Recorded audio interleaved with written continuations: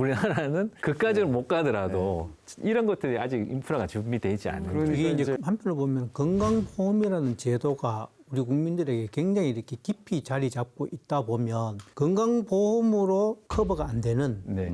의료 서비스 부분은 결국 본인 부담으로 전체가 오게 되니까 여기에서 문제점들이 계속 발생이 되는 거죠. 그러니까 우리나라는 이제 개인의 책임으로 돌아오지 않습니까? 예. 케어도 네. 간병인도. 스웨덴 같은 나라는 심지어 술 판매도 국가가 맞아요. 관리를 합니다. 왜냐하면 국민들의 건강을 위해서. 그래서 국립시설이에요. 술 판매대가. 그러니까 일정한 연령이 있어야 되고 제한도 합니다. 몇 병 이상 양. 못 팔고 휴일은 또 안 팔고 음. 철저하게 관리를 합니다. 당연히 제가도 공립시설로 제공을 하고요. 대신에 이제 세금은 많이 내야 되겠죠. 그러다 보니까 부모 자식 간에도 눈치 볼 일이 없는 겁니다. 그러네요. 응, 서로 부담이 없는 거예요. 스웨덴은 가장 앞선 그 복지국가이기 때문에 그렇죠. 근데 1992년에 에델 계획이라는 게 있습니다. 스웨덴은 뭐 오래전부터 뭐 100여 년에 걸쳐서 서서히 고령화가 진행되다 보니까 그런 시스템들이 아주 촘촘히 잘 돼 있죠. 건강권이라든가 이런 것이 굉장히 잘 보장이 된 것 같습니다. 기본적으로 우리나라 헌법상으로 보면 모든 의료기관은 공적 영역입니다. 그러니까 설립의 주체가 민간인 거지 이 공공의료 범위 안에 들어와 있습니다. 지역사회와 연계가 되어 민간이 설립한 병원과 연결을 시켜주는 것도 결국 이 공적 자원으로 해야 되는 거거든요. 우리나라 모든 의료기관은 이익이 발생한다고 해서 이게 사적으로 할 수 없습니다. 맞아요. 예. 그래서 이 공적인 시설들의 공적 자원을 투입하려고 해야지 사회적으로 야 이거 우리가 같이 책임져야 되는구나 하는데 저 민간이 설립한 재단이니까 왜 우리가 보험 급여를 줘라고 하는 거에서 저는 벗어나야 된다고 보고요. 그리고 또 하나가 예방이 잘 안 되는 사람들이 소득이 낮은 분들입니다. 맞습니다. 예방이 잘 안 되니까 건강에 신경 쓸 수가 없는 거고 나중에 일찍 아픈 거예요. 맞아요. 치료도 못해도 치료도 또 못하고. 그러니까 이 격차가 더 벌어지는데 이걸 책임져 줘야 되는 게 공적 보장 체계 안에 다 들어와 있어야 된다. 그러려면 기본적으로 찾아가서 서비스를 상담받는 곳부터 공공기관에서 저는 출발해야 된다. 일정 부분 의료법 자체가 눈 가리고 아웅이에요. 네.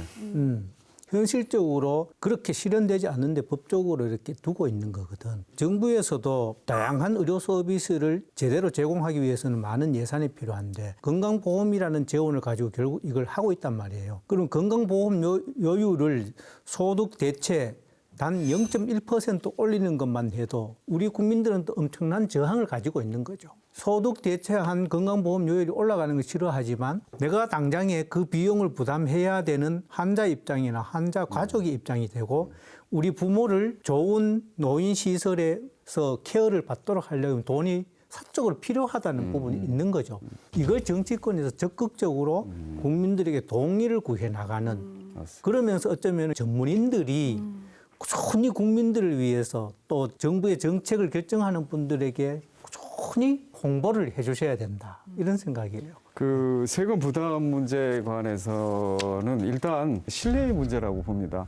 자기가 낸 세금이 정당하게 복지로 돌아온다고 믿을 때는 낼 수 있거든요. 왜냐하면 자기한테 충분한 보상이 되기 때문에 정치인들도 조금 더 봉사하는 자세로 정책을 만들어야 되고 국민과 정치인 간의 이런 신뢰가 형성이 돼야 믿고 우리가 세금을 더 내지 않을까. 그래서 지금 당장에 국민과 정치인을 신뢰관계를 맺도록 하기에는 어려울 것 같고요.